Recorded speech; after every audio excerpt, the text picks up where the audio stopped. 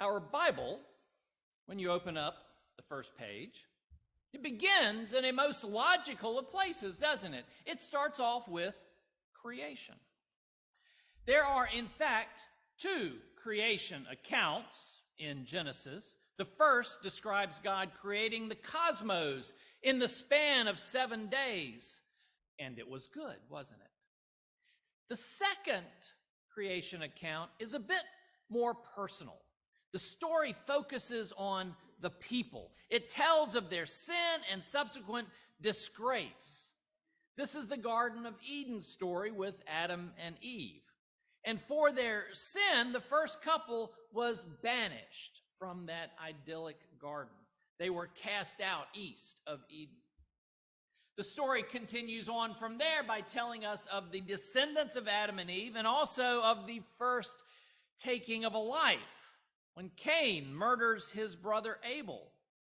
But despite this crime, the humans multiply across the land for generations. Eventually, God looks down upon the earth and is disgusted by the wickedness that God observes. And God is determined that the best course of action at this point is to wipe the slate and start over. A flood should do the trick and wash the earth clean. But God relents on this plan and allows the family of Noah to live. And when that great flood arrives, Noah and his family are spared. And then following the Noah story, we encounter a strange little tale about a tower that's called Babel.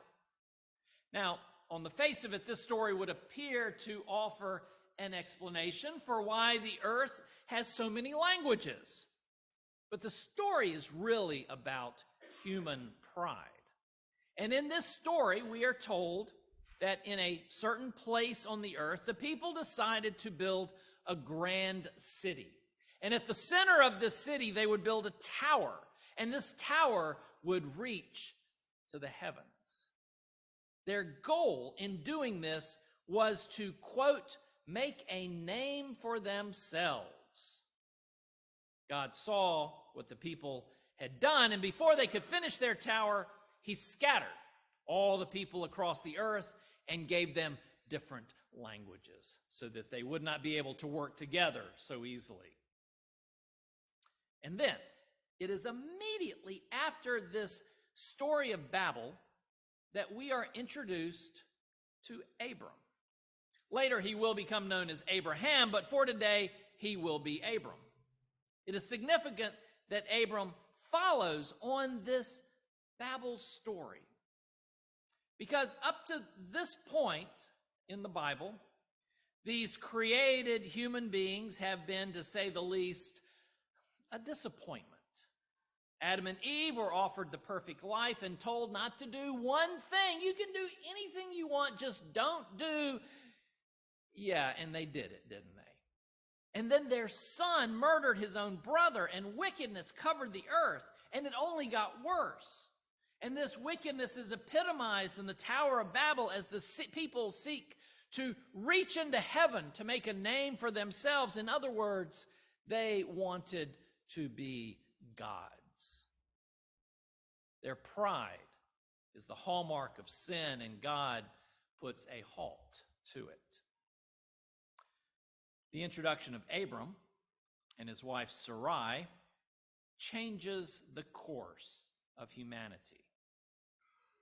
Up to this point, God had been somewhat distant, appearing to take a hands-off approach to the creation.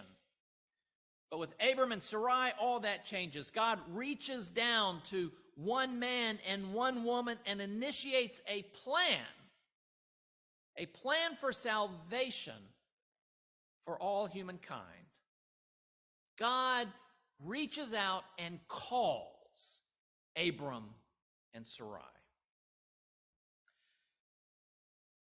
At the time that they received this call, the couple were living in a town called Haran, which was in the southeastern corner of what is present-day Turkey.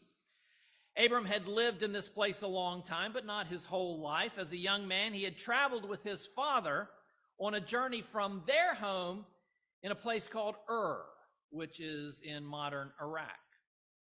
As we see in our reading, God calls out to Abram with a command that was, on the one hand, very simple, but on the other hand, it would change everything. God said to Abram, go. God said, go from your country and your kindred and your father's house to a land that I will show you. And I will make of you a great nation, and I will bless you and make your name great, so that you will be a blessing. And I will bless those who bless you, and in you all the families of the earth shall be blessed. And Abram obeys. Abram does what God asks. There is no arguing, no excuses, no claims to have other things to do. Abram doesn't say to God, I'm too busy right now, check with me later. Or, can you get somebody else to do this? It's really not in my wheelhouse. No. What we find are these words. So Abram went. Abram packed his possessions, gathered his servants and slaves, and along with his wife and nephew, they headed to this destination known only to God. When we step back to look at Abram and Sarai, I, for one, I wouldn't put any wagers on their success. I mean, after all, Abram's 75 years old. He's no spring chicken. Yes, today a lot of folks are super active at 75, but back then, when the average person didn't make it to 40, someone at 75 would be wise to have the funeral home on speed dial. They shouldn't be planning on packing up and moving and starting a new life. And then there was that promise of the multitude of descendants that God made. And that sounds really nice until you consider that at this point in time, at age 75, Sarai and Abram, they didn't have children. They had never had children. And at her age, not likely to happen. It's impossible to imagine where all these descendants are going to come from. I mean, really, God's plan for the salvation of all humanity, it seems pretty weak here. But they go. Abram and Sarai pull up stakes and journey south. And when they stop in the land of Canaan to rest, God appears to Abram and tells him that, yes, this is the place. God says, to your offspring, what offspring? I will give this land. And so Abram constructs an altar to God at that place. And this is a good point to step back and consider what Abram has just done at a time in their lives when anyone else would have downsized into a one-story home with an accessible shower that's near a nice golf course.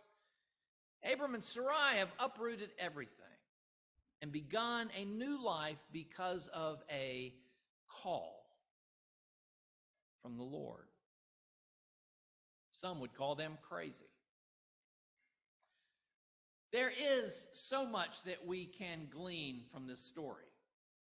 But what I want to focus on is Abram and Sarai's age. Yes, I've mentioned it more than once. Although in their sunset years, they are now willing to start this new chapter in their lives following God's call. And that is a lesson for us all. Now, if Abram and Sarai had been younger when this happened, we wouldn't blink an eye. If a young person out of college announces that they feel called to ministry, we applaud them.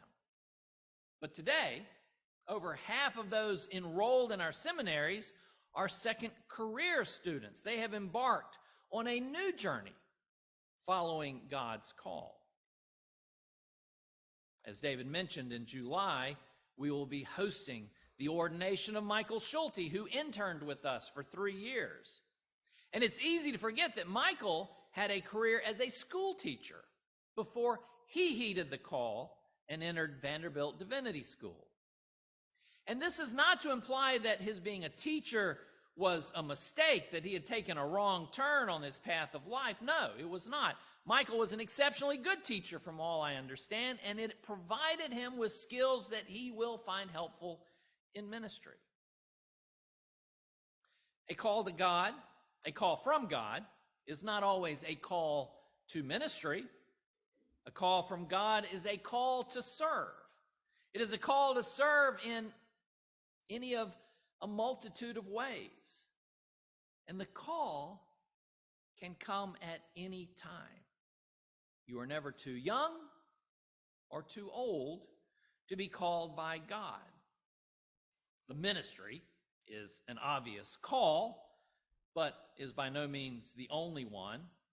You can be called to serve God through the church, which is wonderful, or you can be called to serve outside the church.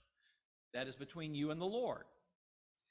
Furthermore, calls can change.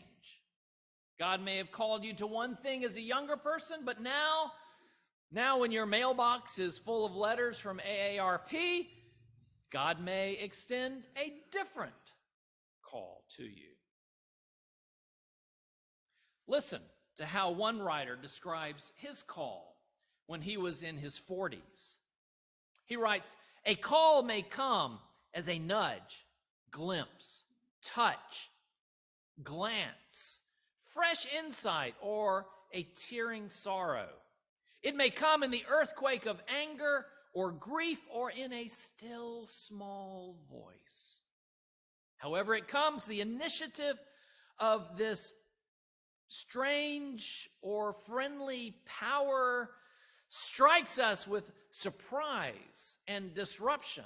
I was taken by the scruff of my life and shaken loose from the securities and identities that had served me or that I had served for 44 years. I was mugged in the night by a strange inner assailant." I like that, mugged. Mugged is an excellent description because a call is something that we tend to fight. A call is a threat to our status quo. It demands change. We might find ourselves literally or figuratively called to a foreign place, away from our family and our kin and our friends. A call begins with a small voice that speaks directly to our hearts. It is a tickle or an annoyance. It won't go away how much we try to shake it off. As the prophet Jeremiah describes it, a call from the Lord is like a burning fire shut up in my bones. I am weary with holding it in, and I cannot. What a wonderful description by the prophet of the call, a burning in our bones. A call may be a whisper. It might be a nudge. It might be just a notion. It's not likely to be shouted at us from a megaphone, but it might. I know that many of you have indeed answered a call late in life. In your retirement, you have accepted the challenge to live out Christ's command to love God and to love your neighbor. Some of you are working with at-risk children. Some of you are ministering to the homeless. You're engaged in prayers of ministry and more. You have heard God's call, and you responded in faith. That call to Abram and Sarai was exceptional because it laid the groundwork for God's plan of salvation for all humanity. And despite my hesitation, my betting against it, God's plan actually worked out.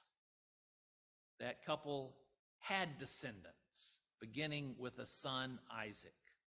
And their names indeed became a blessing for families across time and space. The call to Abram and Sarai was monumental, and it echoes through the generations. And our calls, they are just as important because they are meant for us. No call is too small. No call is too insignificant. All are part of God's great plan. And when we answer, we discover that we are blessed. So, I ask you, in the future, when God says go, just go. Amen.